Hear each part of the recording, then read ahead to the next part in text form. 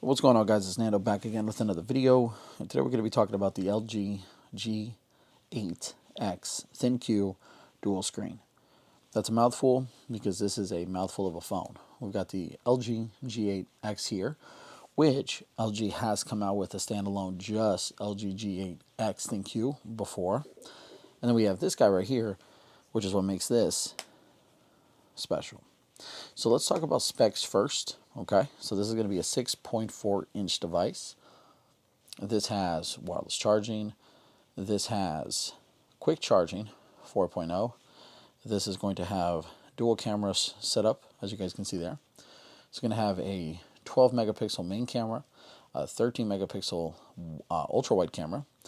This is going to have 6 gigabytes of RAM, Snapdragon 855 processor, and then 4,000 milliamp hour battery pack. That's what this phone is all about right here. Now, this is an unlocked version. I believe you can buy this straight up at AT&T or an unlocked version. This is the unlocked version. I've been using this with T-Mobile. Let's put this aside real quick.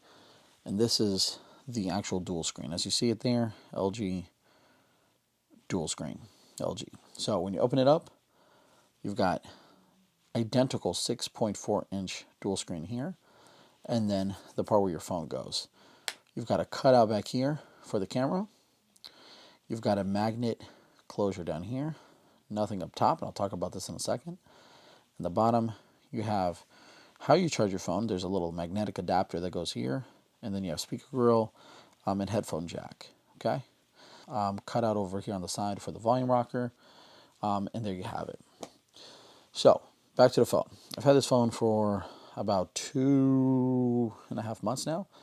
I hope you guys see that there. That's one thing I'm going to talk about here in a second. And overall, I've enjoyed this phone. I haven't loved it, but I've enjoyed it. A couple things off the bat that I have liked. Battery life is fantastic on this phone. 4,000 milliamp hours definitely gets the job done. Doesn't charge as quick as I would like to. 4.0 should be faster, but for some reason it doesn't feel like it charges that fast. Front-facing 32 megapixel camera. 32 megapixels is it's crazy. You do get a front-facing speaker here. You get one single bottom-facing here. Of course, headphone jack and USB-C. You got power button on the right, volume rockers on the left, and then this bad boy right here is your go-to for like the Google Assistant. Okay, so it is what it is. I don't really like these hotkey buttons, but that's what LG has given us. Really nice screen, 6.4-inch screen. It is OLED, okay? It does come with Corning Gorilla Glass 6, and it also has always-on display. You get a lot of pixels. You get 403 pixels per inch density there, which is fantastic. Really no complaints on the screen. Good job there. You've got the little teardrop cutout over here for the camera. We've seen that a lot lately. Some minimal bezel there. A little bit more bezel here at the bottom. But overall, very nice look and feel phone. The back of the phone, though, my favorite part is this. There's no bump. There's no raise. You look at that compared to my iPhone, this stands out. This raises. This is flush. Love that LG did that. So good job, LG there. Makes that much nicer, cleaner, in my opinion. So love the battery life. Definitely all day. Lasts, that's not a concern when you're using it without the case. With the case is another issue. If you put the case in, you're definitely not going to get as much battery as you'd like. It's draining, because it's powering the case and the phone itself. So that's an issue. Build quality is nice overall. What else do I like? Rear camera is very nice. I'd put this at a top 5 camera phone, to be quite honest with you. It's not better than Google. It's not better than Note. It's not better than the iPhone, but I think it's better than the OnePluses of the world. I think it's better than a bunch of other mid-rangers. I really enjoy that. I don't like the LG interface and skin. I hadn't used an LG phone in quite a while. I'm not really enjoying the LG. I feel like it lags. I feel like the animations are a little too long. Gives off the impression that this phone is really not as snappy and quick as it could be and should be. And I think that has all to do with LG's skin. Even the scroll up animation. I do like this. You see how it kind of blends in with your background. I like that a lot. But you're not getting this phone just for this. If you're getting the LG G8X Dual Screen, you're getting it for the dual screen. So let's talk about this real quick, okay? This right here, fingerprint magnet. As you guys can see, super reflective. You can literally look at yourself like this is a mirror. Look at the fingerprints on this just from handling it in this video. There's a very small cutout up here. It's hard to tell. I'll show you in a second. It'll give you quick notification access, okay? When you open it in, you've got 6.4-inch identical screen to the main phone. It even includes the teardrop up here. I don't know why, but it does. Placing the phone inside, super easy. All you're going to do, slide this in. It literally latches in through the USB-C there. Push in, click, click, and you're in business. And once you do that, you guys see this right here?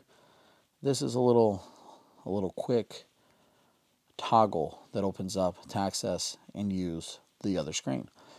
If you press it, you can do turn on dual screen. And what happens? The dual screen turns on. And now you've suddenly got a situation here that really makes this phone intriguing. In my unboxing, I called this the dual screen, or for those that don't want to spend as much money, or those that just can't justify spending $1,900, because I'm not one of those people. I'm not spending $1,900 on a Samsung Galaxy Fold. That's just outrageous.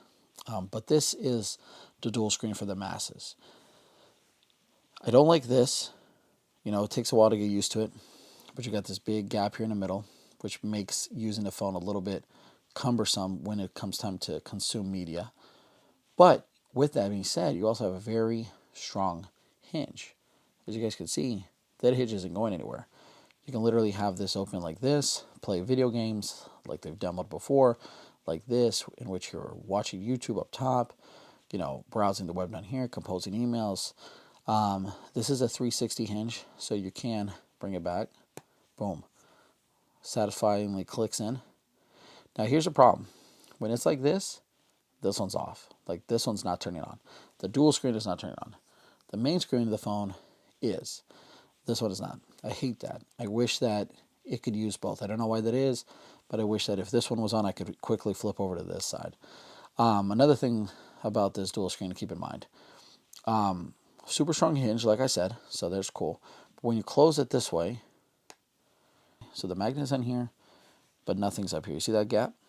This concerns me, because over time, is this going to quickly push away and stay loose?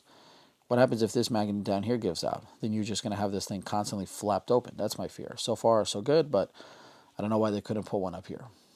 It is what it is. When you turn on the phone, there's the quick notification display. You can't engage with it. You can't do anything with it, but at least it's there. I wish all of this was a screen. That would make this amazing. Why? Because my number one issue with this setup here is that if you're going to use it with the dual screen, okay, if you're going to use it in this kind of configuration, you have to consistently unfold the phone to engage with it, to answer text, to web browse, to do things. And that's where the Galaxy Fold shines. The Galaxy Fold, when it's closed, has a very small but usable screen. You can actually see your apps, use some apps, Instagram, make phone calls, quick text replies. You can take a picture of just as is. You don't have to open the phone in order to actually utilize, consume media, and engage. See, I'm glad you guys are catching that on camera, because that's a big issue right there, the fingerprint scan. I'll talk to that in a second too. But you have to open it in order to actually use it and then actually to consume media. And then you can have fun with it. You can open up YouTube over here. You can keep this one over here as is. Obviously, I have no connection right now. I'm on airplane mode, but YouTube here, web browse here. See? And that's cool. That's actually really nice, because this here in the middle doesn't matter. Now, if you make it so that you can rotate it, there's the issue.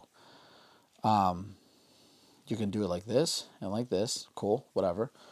Now, you can come back here, and then you have a couple options. You can do swap screens, literally swaps over, or you can take 3 fingers and just shift it, which is probably my favorite thing about this combination, is doing this. That's really cool, because you can quickly and intuitively decide what you don't want on one screen and what you want on another screen. Okay, so that's cool. Show main on dual, you can do that. Pretty self-explanatory. You can do put main screen to sleep or show dual screen on main. I forgot what it is that allows me to.